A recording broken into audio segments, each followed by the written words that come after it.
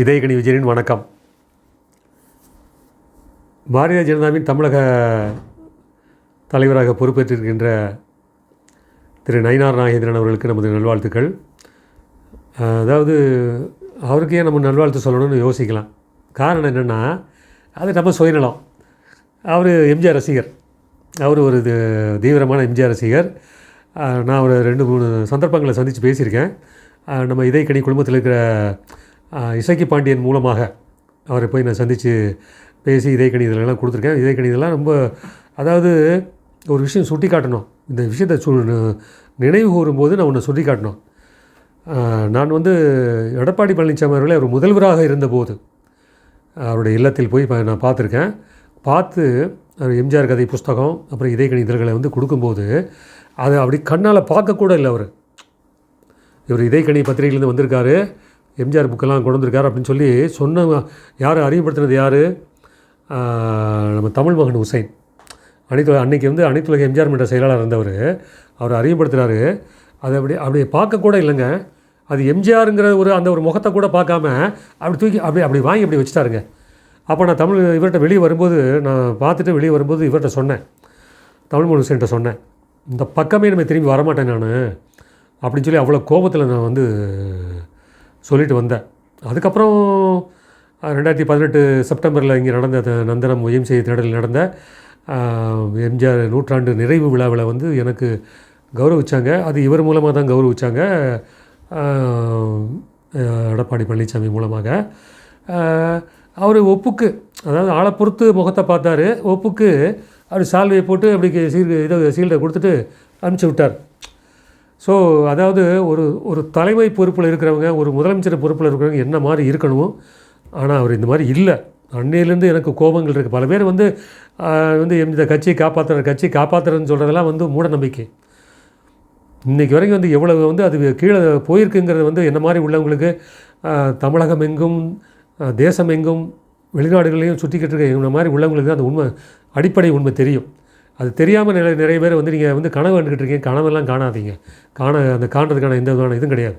இப்போ ஏன் உதாரணம் சொல்கிறேன்னா, நயினார் நாகேந்திரன் அவருக்கு பல பணிகள், அதாவது சட்டமன்ற உறுப்பினராக இருக்கார், கட்சியிலையும் பொறுப்பில் இருக்கார்.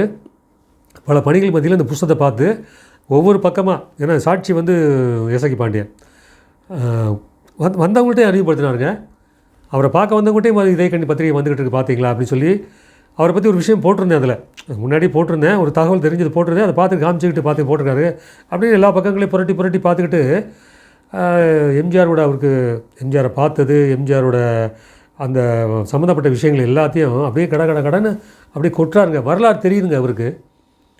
வரலாறு தெரிந்தவர் நயினார் நாகேந்திரன். அதான் அதிமுகவில் இருந்தவர். ஜெயலலிதாவின் அன்பை பெற்று, அதாவது சசிகலாவுடைய அன்பை பெற்றாராங்கிறது நமக்கு தேவையில்லை. ஜெயலலிதாவின் அன்பை பெற்று கட்சியில் பொறுப்புகள் இருந்தவர், ஆட்சியில் பொறுப்புகள் இருந்தவர் நயினார் நாகேந்திரன். ஸோ அதனால் அவருக்கு அரசியலும் தெரியும், வரலாறும் தெரியும். அரசியல் தெரிஞ்சால் மட்டும் பத்தாது, அந்த வரலாறு தெரியணும். எம்ஜிஆர் பாடலை அப்படியே பாடி காமிச்சாருங்க. அத்தனை படங்களுடைய பாடல்கள் அப்படியே ஃப்ளோவாக வந்தது. எனக்கு ரொம்ப வியந்து போயிட்டேன், இவர் எப்படி இவ்வளோ நாள் சந்திக்காம விட்டோமே அப்படின்ட்டு. அது மாதிரி விவரம் தெரிஞ்சவர் வந்திருக்காருங்க. பாரதிய ஜனதாவுடைய பொறுப்பு வந்திருக்கார். அவர் அதிமுக இல்லைங்கிறது அந்த கட்சிக்கு தான் அது ஒரு பலவீனம். அவருக்கு இல்லை. அவர் இந்த கட்சிக்கு வந்துமே ஒரு செல்வாக்கோடு தான் இருக்கார். அவர் மேலே சில குற்றச்சாட்டுகள்லாம் உண்டு. அதெல்லாம் அது யார் மேலே தான் குற்றச்சாட்டு இல்லை, எல்லார் மேலேயும் குற்றச்சாட்டு இருக்குது. இருந்தாலும் இப்போ அது என்னென்னா, அந்த பொறுப்புக்கு ரொம்ப தன்னடக்கம் வேணுங்கிறதுக்கு ஒரு முக்கியமான விஷயம். அண்ணாமலையுடைய அந்த பவர் பாலிட்டிக்ஸை பார்த்துருக்கார். அவர் பவர்னால் மக்கள் மத்தியில் அவர் கூட செல்வாக்க கண்ணால் பார்த்துருக்காரு. அது சொல்கிறார், கடந்த காலத்தில் அண்ணாமலையுடைய செயல் சாதாரண விஷயம் இல்லை. இன்றைக்கி நான் பொறுப்புக்கு வந்திருக்கலாம், ஆனால் அண்ணாமலை அவர்கள் புயல்னால் நான் தென்றல் தான். அந்த புயல் மாதிரி அந்த வேகம் என்னை எதிர்பார்க்காதீங்க, ஆனால் தென்றல் மாதிரி நான் இருப்பேன், கட்சியை வளர்ப்பேன் அப்படின்னு சொல்லி பொறுப்பாக சொல்லியிருக்காரு. தன்னடக்கமாக பதில் சொல்லியிருக்கிறார். அது மாதிரி தலைமை தான் வந்து வேணும் இன்றைக்கி கட்சிகளில். அதை விட்டு நான் என்ன மாதிரி தலைவர் உண்டா, என்ன மாதிரி ஒரு இவர் உண்டா அப்படிங்கிற மாதிரி எல்லாம் வந்து தலைகால் தெரியாமல், பணம் கையில் இருக்குங்கிறது தலைகால் தெரியாமல் ஆடினவங்களெல்லாம் வந்து நீ எப்படி கீழே போனாங்கிற நம்ம கண்ணால் பார்த்துட்ருக்கோம். இது ஏன் சொல்ல வரேன்னா, பாரதிய ஜனதா வந்து ஒரு கட்சி வந்து ஒரு லெவலில் இருந்தது. இலகணேசன் அவர்கள் வந்து அந்த மாநில தலைவராக இருந்தபோது, இன்றைக்கி வந்து நாகாலாந்து மாநில கவர்னராக இருக்கார். அவர் கட்சியை வந்து ஒரு கட்டுக்குள்ளே வச்சுருந்தார். அதாவது எல்லா தலைவர்களுடையும் அவர் இணக்கமான உறவு வச்சுருந்தார்.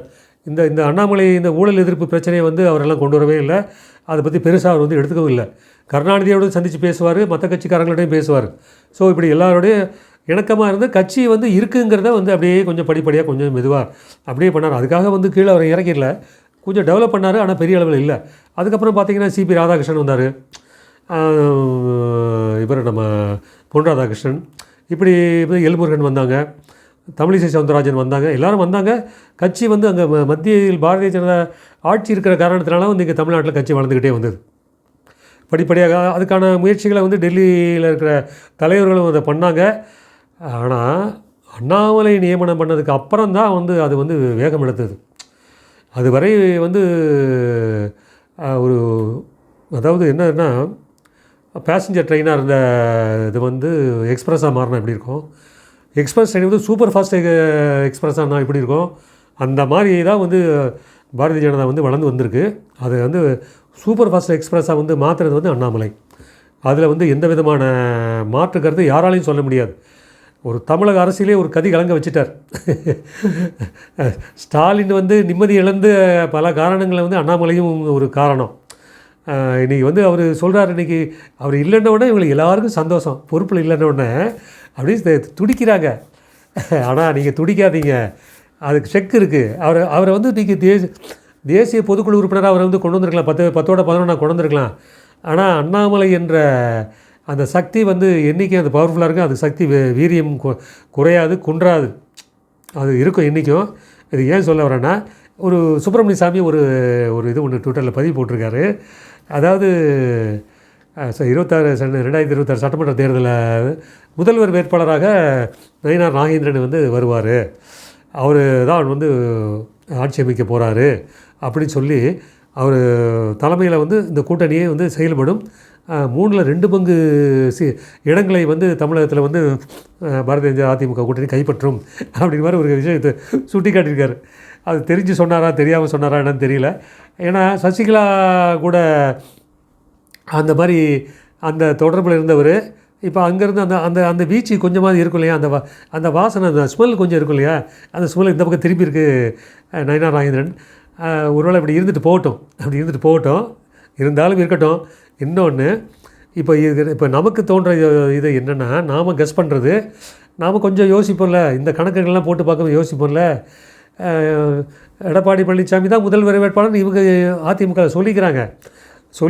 இன்றைக்கி சொல்லிக்குவீங்க நீங்கள், அவரே சொல்லலை, யார் இபிஎஸ்ஸை சொல்லலை. முதல்வர் வேட்பாளர் அப்படிங்கிறது வந்து இபிஎஸ் சொல்ல யாரும் சொல்லலை, இவங்க சொல்லிக்க வேண்டியதான், கட்சியில் உள்ளவங்க சொல்லிக்க வேண்டியதான். ஆனால் அது வந்து நிலை மாறலாம், தடம் மாறலாம், பலம் கூடி பலம் மாறலாம். என்னென்னா, நாளைக்கு அந்த இடத்துல வந்து அண்ணாமலையவே கொண்டு வந்து நிறுத்தலாம். அவர் வந்து தேசிய அரசியலில் இருக்கலாமே ஒழிய சட்டமன்றத்தில் வந்து அவர் நிற்க மாட்டார், அவர் நிற்கக்கூடாதுங்கிறதெல்லாம் ஒன்றும் கிடையாது. அவரை நிறுத்தி முதல்வர் வேட்பாளராக அறிவிக்கலாம், அது நடைபெற வாய்ப்புண்டு. அது ஒரு பக்கம். அதாவது என்ன, பால் வீசினா எப்படி வீசினாலும் எந்த கோல் எங்கேயாவது வந்து போய் சேருங்கிறது தான் அவங்களோட நோக்கம். செங்கோட்டையன் கூட அந்த பொறுப்பு வரலாம், செங்கோட்டையன் கூட முதல் வேட்பாளராக அறிவிக்கப்படலாம் அப்படிங்கும்போது நமது யூகம். இதெல்லாம் வந்து இதில் ஏதாவது ஒன்று ஏன்னா டைம் இருக்குது. இந்த டைம் இருக்கும்போது பல்வேறு அரசியல் மாற்றங்களில் அரசியல் தகுதித்தங்கள், கோல்மால்கள் இதெல்லாம் கடந்து தான் வந்து 2026 தேர்தல் சந்திக்க போகிறோம். இதுவரை நடைபெற்ற தேர்தலை விட கருணாநிதி அப்பப்போ சொல்லுவார், இதுதான் என் கடைசி தேர்தல், அதனால் எனக்கு ஓட்டு போடுங்க அப்படி மாதிரி கெஞ்சி கூத்தாடி ரொம்ப லோ லெவலில் இறங்கி போய் கேட்பார் கடைசி தேர்தல்னு. ஸ்டாலின் அதை சொல்லலை. ஆனால் ஒருவேளை திமுகவுக்கு இது கடைசி தேர்தலாக இருக்கலாம். அதற்கான எல்லா வகையான முயற்சிகளும், எல்லா விதமான சதிச்செயல்களும், எல்லா விதமான திட்டங்களும் இங்கே அமலில் இருக்கும். அது செயல்படுத்தப்படும். அப்படி செயல்படுத்தப்படும் போது இவர் சுப்பிரமணிய சாமி சொன்னார் இல்லையா, நயினார் நாகேந்திரன், அண்ணாமலை, செங்கோட்டையன். இபிஎஸ்னுடைய நிலைமை என்னங்கிறது நமக்கு தெரியாது. அவர் ரொம்ப விட்டு கொடுத்து ரொம்ப தாழ்ந்து போய் ரொம்ப ஏதாவது பண்ணி ஏதாவது தக்க வச்சுக்கிட்டால் உண்டு, அது இல்லைன்னு மறுக்க முடியாது. அவரும் களத்தில் இருப்பார். ஆனால் எந்த களத்தில் எந்த இதுங்கிறது இனி போக போக தான் நம்ம தெரியும். இருந்தாலும் இப்போயே கொளுத்தி போடுறோம், சொல்லி வைக்கிறோம், என்ன நடக்குன்னு பார்க்கலாம். நன்றி, வணக்கம்.